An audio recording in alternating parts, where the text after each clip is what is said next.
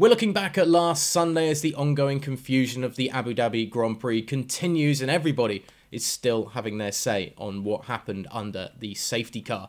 But we're also looking ahead to 2026 in the news today here at GPFans, as Thursday brings us news of what the engine manufacturers are going to be looking at in Formula One's future. I'm Ollie Wilson for GPFans, and this is everything you need to catch up on in the news in F1 at the moment. Remember to hit the subscribe button down below to stay up to date with everything that we do here at the channel. Get onto @GPFans Global on Twitter and Instagram as well for all of your live updates. But now let's get into the headlines this Thursday. With all the talking heads that are coming out and discussing what happened in Abu Dhabi last weekend, I have to say this name surprises me that this is the one making a lot of headlines at the moment. But former F1 driver Sebastian Bourdais has launched a scathing attack on Red Bull's tactics during the season-ending Grand Prix in Abu Dhabi last Sunday. The former Toro Rosso driver has aimed his ire at the battle between Sergio Perez and Lewis Hamilton that allowed Max Verstappen to get right on the rear of the British driver and once more potentially open up a chance to take the lead of the race. The lead that he lost, of course, at turn 1 of lap 1. Although this never actually came to fruition, and Verstappen and Red Bull ended up relying on a safety car and some unusual decision making from race director Michael Massey to end the dominance of Lewis Hamilton in the Drivers' Championship. Many watching were impressed with the way Verstappen's teammate defended against Hamilton, with Perez seemingly losing the lead of the race on lap 20 to the Mercedes driver before rallying in the DRS zone and making a gutsy move to get ahead once again and once more hold up Hamilton for another lap, all while on a very old set of soft tyres, with Perez yet to make his first pit stop of the race. F1 broadcaster Will Buxton had tweeted that Perez delivered an incredible piece of defensive driving, but in reply, the former Toro Rosso driver Bourdais was less than impressed. "I thought you loved racing. That was BS, said the Frenchman. I can't begin to understand how Perez can be happy with himself and how people applaud him for what he did. Purposely slowing down and using every dirty trick to impede Hamilton. Zero sportsmanship from the whole team, really.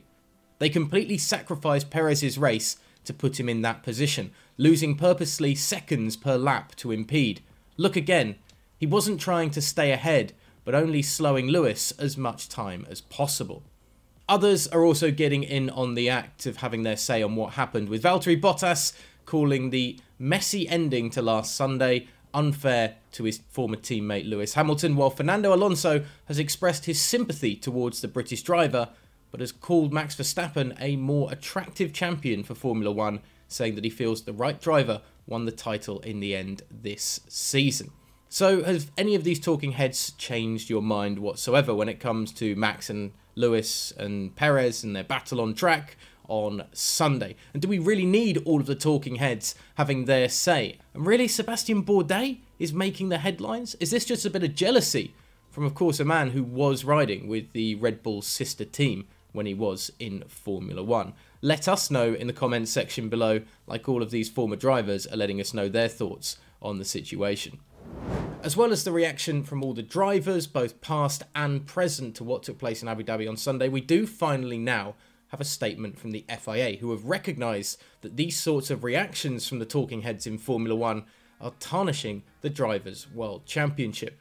In their statement that was released on Wednesday, it says, "The circumstances surrounding the use of the safety car following the incident of driver Nicholas Latifi and the related communications between the FIA race direction team and the Formula One teams have notably generated significant misunderstanding and reactions from Formula One teams, drivers and fans, an argument that is currently tarnishing the image of the championship and the due celebration of the first Drivers' World Championship title won by Max Verstappen and the 8th consecutive Constructors' World Championship title won by Mercedes."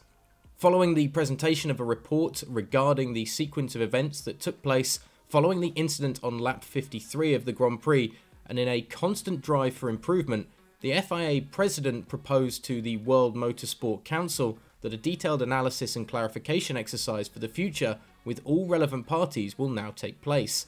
This matter will be discussed and addressed with all the teams and drivers to draw any lessons from this situation and clarity to be provided to the participants, media and fans about the current regulations to preserve the competitive nature of our sport while ensuring safety of the drivers and officials. Following that presentation and an extensive discussion, the World Council has decided to unanimously support the President's proposal. The FIA will therefore do its utmost to have this in motion within the Formula 1 governance and will propose to the Formula 1 Commission to give a clear mandate for study and proposal to the Sporting Advisory Committee, with the support of Formula 1 drivers, so that any identified meaningful feedback and conclusions be made before the beginning of the 2022 season. And you can read the full statement on GPFans.com, and you can have your say on all of the events from Abu Dhabi last weekend down in the comments section below, because all the drivers are, so you might as well get involved as well. And following that statement from the FIA in the last few hours, Mercedes have announced themselves that they will no longer be continuing to lodge an official protest against the results of last Sunday's Abu Dhabi Grand Prix. The constructor released a statement earlier today saying, "We left Abu Dhabi in disbelief of what we had just witnessed. Of course, it's part of the game to lose a race, but it's something different when you lose faith in racing. Together with Lewis, we have deliberated carefully over how to respond to the events at the Formula 1 season finale." The statement continues before going on to add, "We appealed in the interest of sporting fairness, and we have since been in a constructive dialogue with the FIA and Formula 1 to create clarity for the future so that all competitors know the rules under which they are racing and how they will be enforced. Thus, we welcome the decision by the FIA to install a commission to thoroughly analyse what happened in Abu Dhabi and to improve the robustness of rules, governance and decision-making in Formula 1. We also welcome that they have invited the teams and drivers to take part."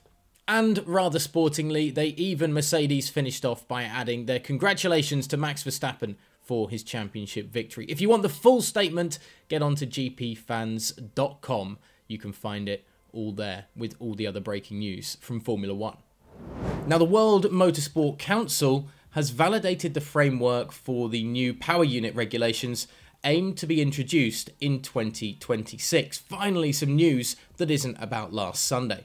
Meetings have been ongoing throughout the year involving the current OEMs involved in Formula 1, Mercedes, Ferrari, Red Bull and Renault, and those interested in joining the sport, such as members of the Volkswagen Group, namely Audi and Porsche.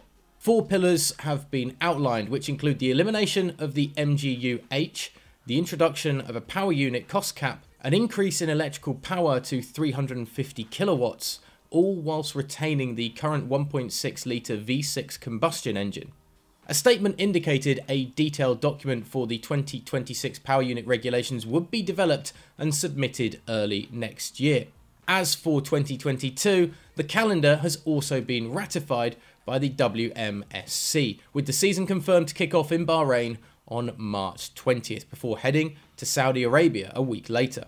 Australia, Canada, Singapore and Japan are all slated to make their comebacks to the schedule, whilst Miami has been confirmed for its inaugural race on May the 8th. Imola also returns, separating the Australian and Miami Grand Prix. So which race are you happy to have back finally after those years away? I've got to say, I personally miss Melbourne and Australia. I absolutely adore that track. Let us know your thoughts in the comments section below. Is Miami set to just be a race around a car park like so many are fearing as well? And of course, hit the subscribe button to stay up to date with all of the news this off-season with us here at GP Fans.